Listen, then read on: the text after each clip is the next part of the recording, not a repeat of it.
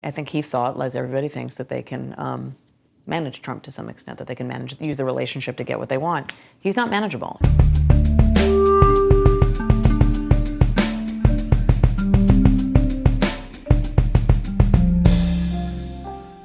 Hi everyone, I'm Ian Bremmer, and welcome to your GZERO World.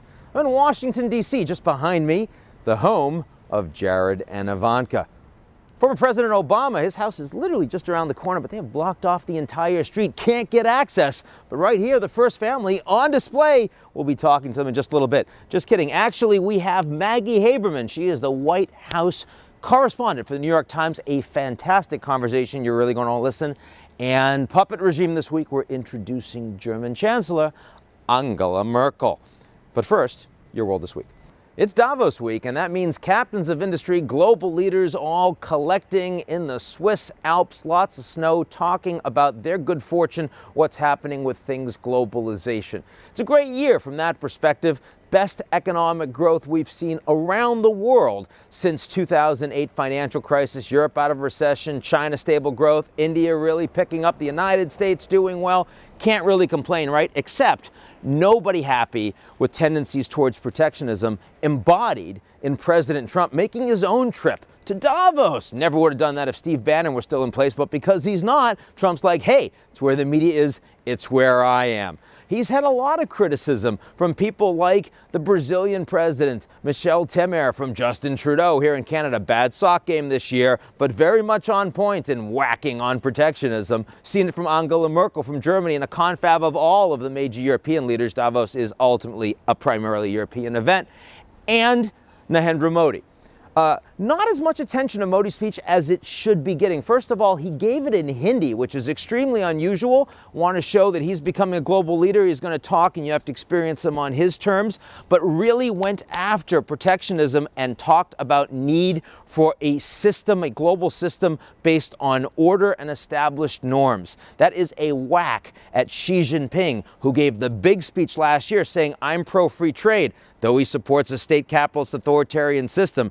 It was better than nothing, but a lot of people said, really? China? This year, a lot of people saying, really? India? We can get on board with that. Brings 130 CEOs along with him. Modi is ready for globalist status. Got to talk about Syria. I'd hope we were done with that, right? I mean, it's 5 years of war, over 500,000 dead, over half of the population displaced. And Assad won. The refugees largely stopped. And we declare victory over ISIS, right? But no, there are still lots of problems. The United States said they're going to create a force of 30,000 people, largely Kurds in a territory that the Americans have been supporting. It's their one kind of group of allies on the ground. Big problem is that the Turks consider this group to be a terrorist organization. And they said, this is an ally of the United States, Turkey, that they're going to go in, which they did. They started shelling, they started bombing. Now there are ground operations. The United States formally complained. The Russians complained too, but both got out of their way to allow the Turks to do their business. Who's forgotten? The Kurds. As they were in Iraq, ultimately the one group that doesn't have any territory that they can govern or a state, and they are the one group that gets continually screwed in this region. The real question of what happens between the United States and Turkey over the long term is a significant one. Erdogan's willingness to look after his own national security and damn the Americans is significant. He did that with the Russians before. You remember that plane they shot down? That caused big problems in those two countries, but those are at least aren't allies. With the United States, it's a little more tense. We're going to see where it goes. And then the government shutdown. What shutdown? It's like a weekend and barely a day. Hardly a blip in this news cycle. And internationally, I know folks were saying it's embarrassing. They really weren't paying any attention. Fact is, you are going to get a deal. I know Chuck Schumer said that debating with Trump was like debating with Jell-O. You had no idea what he really wanted. But he maintained some political flexibility. I'm not saying that Trump is getting the better of anyone here, but I am saying that you're eventually going to get a deal. Trump will get some of his wall and some of his wall paid for, which means he gets a photo op and he gets to show his base. Look at this awesome wall that can't do very much. While Schumer is going to get a deal on DACA, which is important. Is that the way we want governance to work? Well, compared to the way it's worked over the last year, any deal probably works for us. Glad we're done with that shutdown. Let's move on. Greetings all. We're here with German Chancellor Angela Merkel. Willkommen. Okay, so to help our viewers get to know you a little better, let's do some German-English word association. I'll say a word, and you tell us what first pops into your head, okay? Ja, okay. Schadenfreude, Brexit. Wunderkind, Emmanuel Macron. Volkswagen. I knew nothing about this. Enough. Not so much Farfignugan anymore, no, okay. Next one, Zeitgeist. I'm here, everybody. Hello. You began too early, okay? Disgraceful. What did you miss? Trump? Der Trump. Now it gets interesting. Let's try Bildungsroman. Please, nobody knows more about buildings than I do, Ian. That I can tell you. Okay, last one, and it's a biggie. Vergangenheitsbewältigung. Barack Hussein. Obama. Wunderbar! Nothing brings people together like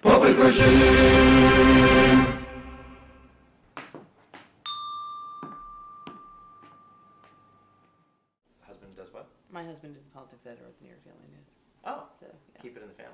We met at the New York Post.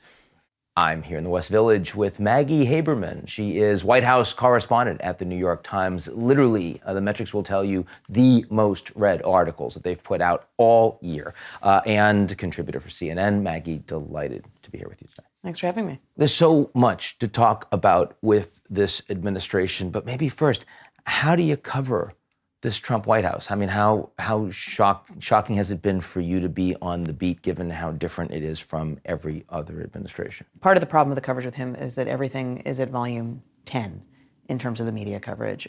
Not everything deserves a volume 10. Many things do deserve volume 7 through 10, however. And it's important to maintain perspective so that when something that is truly stunning, shocking, whatever word you want to use, happens, that you can cover it appropriately. I mean, what do you think has been over-covered, for example? I mean, something that's really gotten the 10 volume, and we hear it on cable news all the time, that from your perspective, just didn't deserve. Any number of tweets, especially early in 2017, some of the tweets matter a great deal, some of them don't. All of them are presidential statements. Sure. But that doesn't mean that all of them need to be treated with the same level of, credulity, the same level of shock, of mouth agape. I think that it took about 3 months for people in Washington, many of whom did not follow the campaign very closely because they didn't think he would win, to get used to who he is. Who you have seen over the last year, who the world has seen, this was his campaign. Absolutely. You know this because you actually paid attention to it. Yeah, I remember very well your interview with him that expressed for the first time Trump's foreign policy when there was no journalist that was going to take that on. That's true. My colleague David Sanger and I did it, and Sanger mentioned America First, which is a slogan that you had actually been putting in your newsletter to describe what you could best see as Trump's foreign policy, I think for months ahead of that interview. Remember, you asked him if he would describe himself as isolationist, Yes. and he said no. Yes. And then he said, But, right. America First sounds right. He will take two different sides of the same issue, sometimes in the same sentence, and you are left trying to disentangle it and figure out which one is real, and oftentimes the difficulty for journalists is some people end up sort of rolling the dice and just picking one, and they use that to describe who he is, and that doesn't tell the whole picture. Now, the idea that America First is something that he would embrace and say Yes. is a good thing was something I had not necessarily appreciated. He claimed that he knew the connotation before Sanger used the phrase. Which he clearly did not. I was skeptical, too, that he was aware that it had been an American Nazi Party slogan. To not go into World War II. Correct. But he not only seized on it, he has continued using it, and the main outside group supporting the presidency has called itself America First Policies. So there you go. Do you think there is a level of media complicity now? Again, I'm not talking you, I'm talking broadly, because it is at some level, all of these tweets are so entertaining. It is the worldwide wrestling model, and Trump knows exactly what he's doing. I think that you are ascribing much more strategy to what Trump does than actually exists. I think that there is too much coverage of shiny objects across the board. I think there is a ton that is going on at the agency level that is not getting enough attention. I'm saying all of this with the reality that there is a Russia probe going on by a special counsel. We do not know where that is going to go, and that could end up changing the dynamic quite a bit. In terms of overreaction by Trump, for example? In terms of, or just reaction by Trump, right? Maybe it isn't an overreaction. I have no idea what Mueller's actually going to do. If Mueller indicts Jared Kushner, this is obviously hypothetical, I'm just saying as a for instance, yes. Or someone very close to the president or the president himself, that's probably not going to be an overreaction. That must be a reaction. How much of his time do you think is presently being occupied with with just focus, awareness, concern of that? I think it occupies an enormous amount of mind share, and I think that among the coverage that I think has been very unhelpful is all of the armchair psychoanalyzing of him. I think one of the reasons that the Michael Wolff book so captured the adoration of Trump critics is because Wolff happily goes along with the idea that, yes, Trump has dementia.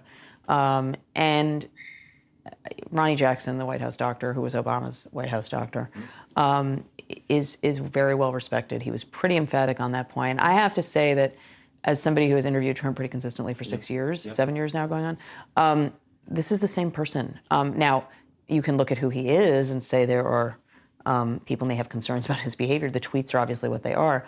But this is sort of the magic of sight. People who dislike him in both parties are hoping to get, and voters who don't like him are seizing on as the idea that that represents an endpoint to all of this. See, if he has dementia, then Congress will act. Or if he has dementia, there'll be a 25th Amendment issue. And I think a lot of it is wish casting. I mean, clearly the dementia issue should be put to bed. But I don't think it has been. You've got two completely Correct. different sets of actors that are absolutely in their own bubbles, right? Correct. So, and Trump knows that too. I think what he does is I think he's obsessive. I think that he, in times of stress, tends to burrow down on something very tiny and fairly superficial that matters only to him. He has trouble seeing the bigger picture. And he tends to view everything through the lens of how it impacts him. So if that is your focus and you have all of these inputs as President of the United States and your first perspective is, but how does this affect me? That is going to impact your thinking. But that's not the same as dementia. Do you think, now that he's president, and we know the man hasn't changed, but do you think he has a sense that he wants a legacy that is about the country as opposed to just him? I think that he really can't separate himself from the institutions. So I think that he would like a legacy, but I think he thinks that they are intertwined. Do you think he has suitable awareness of both the power he has and the constraints on his power as president? No. Where do you think that plays out in the most damaging way? So my colleague Mike Schmidt had a fantastic story about how when Trump wanted to fire Comey, he was initially told by a lawyer in the White House counsel's office that he couldn't do it without cause, which was totally made up because they were afraid that he wouldn't come down on the side of right. I think there is a lot of that kind of thing. I think that he thought that being president was going to be essentially like being a local party boss. He grew up in New York in the 70s and 80s is when he came of age, and local clubhouse leaders were incredibly powerful. There have been books written about the corruption that took place around the Ed Koch era, one of which was co-authored by my mentor, Jack Newfield, and called City for Sale. And really, I think if people want to understand Trump, they should read City for Sale, because that is his view of executive power. So, he had no familiarity with the federal government, and remember, he was a real estate developer. His main interaction with government was rules and regulations surrounding development. And those rules and regulations for a developer were impediments that needed to be removed. Which he did his damnedest on. Yeah. Correct. And so I don't think that perspective has changed as he has moved into the White House. Now, we've talked a fair amount about Trump. We haven't talked as much about the White House. Mm-hmm. And so if Trump hasn't changed very much, how has the White House changed in your view? So look, the Reince Priebus was, he's been heavily criticized all around for his tenure. In fairness to him, he was never empowered. When he was picked, it was always clear that Jared Kushner was going to be the shadow chief of staff no matter what, no matter who had the title. And that was how it played out. Kelly said he was not going to take the job unless he actually had power. So he is empowered, and he has put systems in place. People fear him within the White House. People are scared of him.